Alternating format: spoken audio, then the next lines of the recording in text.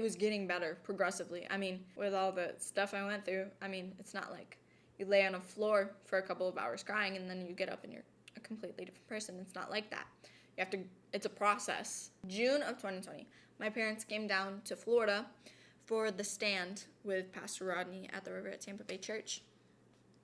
They came down for the stand, and whenever they came back, they told us, we're going to take you guys, me and my brother, down to Florida for the youth fire week and the kids fire week. My brother was 17 and I was 9. So at this point, I had not seen my oldest brother for 2 years, like in person. And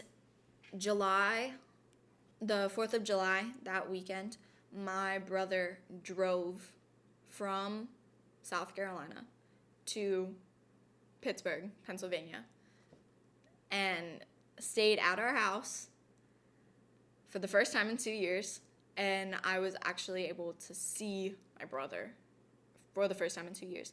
And he was not back with the Lord. He was on drugs and all this stuff. So it was still like I didn't have my brother back, but it was a big step of not seeing him for 2 years. And then he left again, and he didn't come back. And then we went to Florida for Youth Fire Week and Kids Fire Week. We stayed there for 2.5 weeks.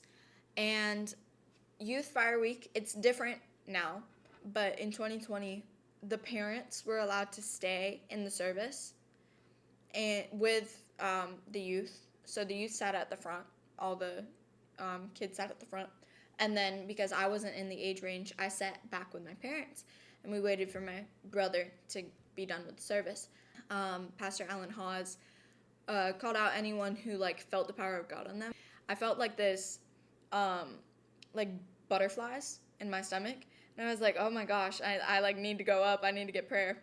So I told my mom, and she thought, I was like, can I go? And she thought I had to go to the bathroom, and I was like, no, I need to go in line. I got touched like crazy at Youth Week. And then Youth Week was over, Kids Fire Week started, and because it was 2 separate weeks.